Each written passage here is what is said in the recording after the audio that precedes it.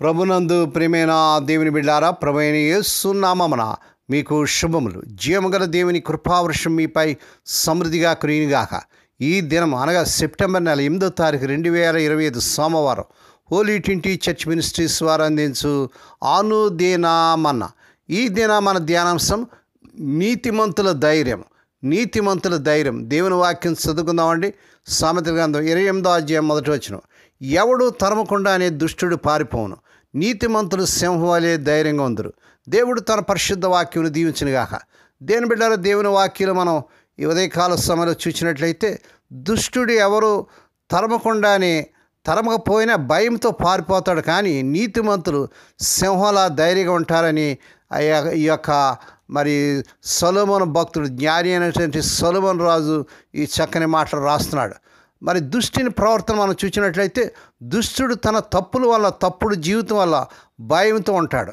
ఎవరు వెంటాడకపోయినా అతనికి ఎప్పుడు కూడా ఏదో ప్రమాదం పొంచి ఉన్నట్లు భావించి పారిపోవడానికి సిద్ధంగా ఉంటాడు. దేవుని బిడ్డ, ఒకవేళ అధైర్యంతో భయంతో ఉన్నావా? అయ్యో నన్ను మరి నీకున్నటువంటి సమస్యలు బట్టి, కష్టాలు బట్టి మరి ఆ భయములో, భీతిలో ఉన్నావా? అయితే ప్రభు నీకు ఈ యొక్క వచనం ద్వారా, ఈ వాగ్దానం ద్వారా ప్రభు మనం ధైర్యపరుస్తున్నాడు. మనం నీతిమంతులుగా ఉన్నట్లయితే సింహంలా ధైర్యంగా ఉంటామని ప్రభువు అభయమిస్తున్నాడు. అంతే అదే సమయంలో నీతిమంతుల ధైర్యం అంటాడు. దీని విరుద్ధంగా నీతిమంతుడు ఎలాంటి దోషం లేనివాడు కాబట్టి సింహంలా ధైర్యంగా నిశ్చింతగా ఉంటాడు అనమాట. దేవునికి స్తోత్రం కలుగును గాక. దేవుని బిడ్డ, నువ్వు ఆ సింహంలా ధైర్యంగా ఉండాలంటే ఆ యేసు ప్రభు యొక్క మరి ధైర్యాన్ని కలిగి ఉండాలి. నీతిని, యథార్థతను కలిగి ప్రభువుల ముందుకు సాగుతుపోతున్నప్పుడు నువ్వు ఎవరికి కూడా భయపడాల్సిన పని లేదు. సింహం ఎలాగైతే ధైర్యంగా ఉంటుందో మరి దేవుని బిడ్డమైన మనం కూడా ఆ రీతిగా ధైర్యంగా ఉండవరం. ఈ వచనం నీతికి మరియు దుష్టత్వానికి మధ్య ఉన్న తేడాను వివరిస్తుంది. నీతిమంతుడు దేవునిపై ఆధారపడి ధైర్యంగా ఉంటాడు. అదే దుష్టుడు తన దుర్మార్గాన పాతాళలో మునిపై భయంతో జీవిస్తాడని ఈ యొక్క వచనం ద్వారా పరిశుద్ధాత్మ దేవుడు మనకు వ్రాస్తున్నాడు. ధైర్యం అంటే ప్రభు కొరకు గొప్ప కార్యాలు చేయగలం, ఆ బలమైన సేవ చేయగలం, చీకటి శక్తులు, వ్యాధి, దుష్ట మనుషులను ఎదిరించగలం. మన ప్రభు పిరికివాడు కాదు, ధైర్యం ఇచ్చే దేవుడు అయిన అంటున్నాడు. మన ప్రియ ప్రభు మరి ధైర్యమును, శక్తియు, ప్రేమ, ఇంద్రియ నిగ్రహము గల ఆత్మ ఇచ్చినాడు, కానీ పిరికితనం గల ఆత్మని ఇయ్యలేదని యోహాను పత్రికలో మనం చూస్తున్నాం. అవును దేవుని బిడ్డారా, నువ్వు పిరికితనంతో, అధైర్యంతో ఉన్నావంటే నీలో ఏదో పాపం ఉందన్నమాట, ఏదో మరి ఆ దుష్టత్వం ఉందన్నమాట. అది ప్రభు సన్నిధిలో ఒప్పుకొని ప్రభు వైపు తిరిగినట్లయితే దేవుడు నీకు కావాల్సిన ధైర్యాన్ని ఇస్తాడు. ప్రభు తన బిడ్డలను ధైర్యపరుస్తాడు, దృఢపరుస్తాడు.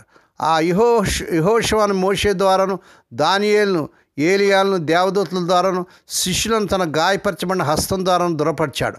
మన ప్రభు పిరికివాడు కాడు, ధైర్యం ఇచ్చే దేవుడు. భయము, అపజయం ఎన్నడూ ఆయా ప్రియప్రభు ఎరగడు. ధైర్యమునికి విరుద్ధమైన శక్తి భయము. సింహం ఒక మృగమును పట్టుకున్నట్టు మునుపు బెదిరించును, భయంకరంగా గర్జించును. కుస్తీ పోటీలో పాల్గొనేవారు ఒకరిని ఒకరు భయపెట్టి జయించున్నారు. ఆ ప్రకారమే మరి సాతాను కూడా అపవాది కూడా మనల్ని బెదిరించినాడు. పాపము ధైర్యం కోల్పోయినట్టు చేయించినది. పాపం వలన ఆత్మీయ బలం కృంగిపోవను. అప్పుడు అపిత్రాత్మని ఎగతాడి చేయను. దాన్ని మనం తరవలేమండి. దేవుని బిడ్డారా, మనకు ధైర్యం ఎవరి ద్వారా వస్తుందంటే యేసు క్రీస్తు ప్రభు వల్ల ధైర్యం కలుగుతుంది అన్నమాట. అందుకే దేవుని వాక్యం మనం చూసినట్లయితే ఎఫెసీ 3వ అధ్యాయం 12వ వచనం, ఆయన యందు విశ్వాసం చేత ధైర్యమును, నిర్భయమైన ప్రవేశమును ఆయన బట్టి మనకు కలిగిందని పౌలు భక్తుడు రాస్తున్నాడు. క్రీస్తు ప్రభునందు విశ్వాసించడం ద్వారా మనం ధైర్యం గలవారమవుతున్నాం. విశ్వాసం బట్టి ఆయన మీద ఆనుకూర్చున్నాం. మన భారమును ఆయన మీద వేయించున్నాము. ఆయన చాలినంత దేవుడు అనేటువంటి భావాన్ని, ధైర్యాన్ని కలుగు చేస్తుంది. దేవుని బిడ్డ, ఇటువంటి ధైర్యాన్ని కలిగి ఉండాలంటే మరి ప్రభు సన్నిధిలో ఈ వచ్చిన పట్టుకుని ప్రార్థన చేయి. విశ్వాసం బట్టి మనము ఆయన పిల్లలమవుతున్నట్లుగా యోహాను సువార్త 1వ అధ్యాయం 12వ వచనంలో చూస్తున్నాం. కనుక ఆయన బిడ్డలమైన మనము ధైర్యంగా కృపాసన్నతకు సమీపించున్నాం. అబ్బా తండ్రి అని హక్కుపూర్వకంగా పిలుస్తున్నాం. దైవిక స్వతంత్రంలోనే కుక్క పిల్లల వాళ్ళ కాక అడిగి పొందుతున్నాం. పిల్లలు కాబట్టి ఏలుబడి, అధికారం, బలము అంతా మనకు ప్రభు ఇచ్చాడు.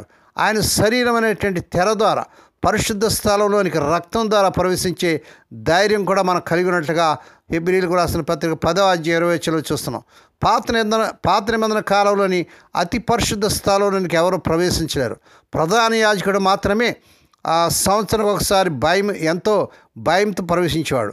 ఉజ్జా అనేవాడు నిబంధన మందసం ముట్టినందున దేవుని చేత మొత్తబడి మరణించినట్లుగా 2 సమూయేలు గ్రంథం 6:7 చూస్తున్నాం. రాజు యొక్క ఉజ్జియా కుష్ఠరోగం వచ్చింది. యేసుక్రీస్తు ప్రభు యొక్క శరీరం చేల్చబడినప్పుడు దేవాలయపు తెర చినిగను. ఆ రక్తముతో కృపాసనమును ధైర్యంగా సమీపించినాం. ఒక బలమైన సేవకునితో నేను మాట్లాడుతున్నప్పుడు ఆయన ఇట్లా అన్నాడు, నేను ఎల్లప్పుడూ క్రీస్తు ప్రభు రక్తంలో దాగినాను, పతనం కాను అని ఆయన చెప్పాడు. దేవుని స్తోత్రం కలుగును గాక. పస్కా గొర్రెపిల్ల రక్తం ఇశ్రాయేలుకు ధైర్యమును, సంరక్షణను, మరి సంహార దూతను సంరక్షణ కలిగజేసింది. సంహార దూత సమీపించలేకపోయింది. దేవుని స్తోత్రం కలుగును గాక. దేవుని బిడ్డలారా, మనం చూసినట్లయితే మంచి మనస్సాక్షి ద్వారా కూడా ప్రియ ప్రభు మనకు గొప్ప ధైర్యాన్ని ఇస్తున్నాడు. 1 యోహాను పత్రిక 3:21 ప్రియులారా, మన హృదయం మన యందు దోషారోపణ చేయనీయడ దేవుని ఎదుట ధైర్యం గలవారు మగుదాం అంటాడు. పాపం చేసినప్పుడు మనస్సాక్షి బాధిస్తుంది, నెమ్మది ఉండదు, ధైర్యం కోల్పోదాం. మనస్సాక్షి కల్మషం తోచుకున్నట్లు ప్రోక్షింపబడిన హృదయం గలవారమును, విశ్వాస విషయంలో సంపూర్ణ నిశ్చిత కలిగి దేవుని సన్నిధానమును చేరుదాము. హెబ్రీయులకు రాసిన పత్రిక 10:22 అవును, కల్మషము గల మనస్సాక్షి మనను దేవునికి దూరం చేస్తుంది. దేవుని ఎడలను, మనుషులను, అన్ని విషయాల యందు మనకు నిర్దోషమైన మనస్సాక్షి కావాలని అపోస్తల కార్యం 24:16 చూస్తున్నాం. ఆఫ్రికా దేశమందు జీవించి కొండ జాతి ప్రజలు మనస్సాక్షిని ముక్కోణము గలగా కత్తి అని వర్ణిస్తున్నారు. పాపం చేసినప్పుడు ఆ కత్తి నారంభించినది. ఘోర పాపం అయితే వేగంగా తిరిగి హృదయంలో గుచ్చుచున్నది. ఇంకనూ పాపం చేయుచుండి అది మొద్దుబారిపోతుంది అనుచున్నాము. మనము క్రీస్తు ప్రభువును ప్రేమించి ఆయన సంతోషపెట్టినట్లయితే ఆయన సమస్త బాధ్యతలను వహించను. పాపక్షమాపణ నిశ్చేత వచ్చినప్పుడు మనస్సాక్షి బాధించదు. రక్షణ సంతోషం మనలో కలుగును. ప్రేమలో భయం ఉండదు. అంతేకాదు, పరిపూర్ణ ప్రేమ భయమును వెళ్ళగొట్టునని దేవుని వాక్యం చూస్తున్నాం. దేవుని బిడ్డ, మరి ఇటువంటి ధైర్యం నీకు కావాలంటే నేడే ప్రభు దగ్గర రా. నేడే నీ పెరిగితనం, నీ అధైర్యము, నీలో ఉన్నటువంటి ఆ యొక్క బిడియము పోవాలంటే నేడే యేసయ్య దగ్గర రా. నీ ప్రతి పాపమును ప్రభు దగ్గర ఒప్పుకొని ప్రభు దగ్గర సరి చేసుకో. ప్రభు నేను ఒక సింహాలే ధైర్యంగా ఉండేటువంటి బిడ్డగా నేను చేసి నీ విషయంలో దేవుడు అద్భుతాలు, ఆశ్చర్యకార్యాలు జరిగించి నీ సమస్త బాధ నుంచి, సమస్య నుంచి విడుదల చేసి నీలో ఉన్న భయమును వెళ్ళగొట్టి ధైర్యాన్ని, సింహం అంటే ధైర్యం ప్రభు నీకు ఇవ్వగలడు. ఆ రీతిగా చేటుకు పరిశుద్ధాత్మ దేవుడే మీకు సహాయం చేయనుగాక. దేవుడి మాటలు దీవించునుగాక. ప్రార్థన చేసుకుందామండి. పరిశుద్ధుడైన మా తండ్రి, నీ పరిశుద్ధ నామమునకు వందనాలు, స్తోత్రాలు చెల్లించుకున్నాను. ఈ ఉదయకాలంలో ఈ వాగ్దాన సందేశాన్ని వర్తమానం వింటూ అనేక మందికి షేర్ చేస్తూ, సబ్స్క్రైబ్ చేస్తూ, లైక్ చేస్తున్న మా ప్రియులందరినీ, స్వదేశ విదేశంలో మా ప్రియులందరినీ దీవించండి. వారికి కావాల్సిన ధైర్యాన్ని, ఆరోగ్యాన్ని, నిర్భయాన్ని వాళ్ళకి దయచేయండి ప్రభా. ఎటువంటి పిరికితనం గల ఆత్మ వాళ్ళు ఉండకుండా ధైర్యం గల ఆత్మను, సింహం వంటి ధైర్యం గల ఆత్మను ప్రతి బిడ్డకు దయచేసి వారు ఏ విషయాల్లో భయపడుతున్నారో, ఏ విషయంలో బిడియపడుతున్నారో, వేదనతో ఉన్నారు, ఇప్పుడే మీరు కనికరించి వారిలో ఉన్నటువంటి భయము, పిరికితనము, మరి బిడియము అన్నిటి కూడా తీసివేసి పరిశుద్ధాత్మదేవ వాళ్ళు నాయన బలహీనపరిచే ప్రతి ఆత్మను యేసునామములో గద్దిస్తున్నాం నాయన. ధైర్యం, ఆరోగ్యం దయచేయండి. ఎవరైతే సమస్యలు గుండా వెళుతున్నారో, కష్టాలు, సమస్యలు, వేదనలు, మరి నాయన ఇంకా మరి ఆర్థిక సమస్యలు, బిడ్డల వివాహాలు కాక, ఉద్యోగాలు లేక ఎంతమంది అయితే బాధపడుతున్నారో వారందరి పట్ల నీ బలమైన కార్యం జరిగించుకోండి. వారికి అవసరమైన ప్రతిదీ మీరు అనుగ్రహించండి ప్రభా. మరి నాయన మరి ఐసీఐలో ఉండి సీరియస్ కండిషన్లో బిడ్డలు మీరు కనికరించండి. ఇప్పుడే స్వస్థత, ఆరోగ్యం, విడుదల యేసునామములో ప్రకటిస్తున్నాను తండ్రి. వివాహం కానీ యవన బిడ్డలకి యేసునామములో మరి ఈ నెలలో నాయన వారు కోరుకునే చక్కని సమాధానాలు కుదిరి వారి వివాహాలు ఘనంగా జరుగును గాక.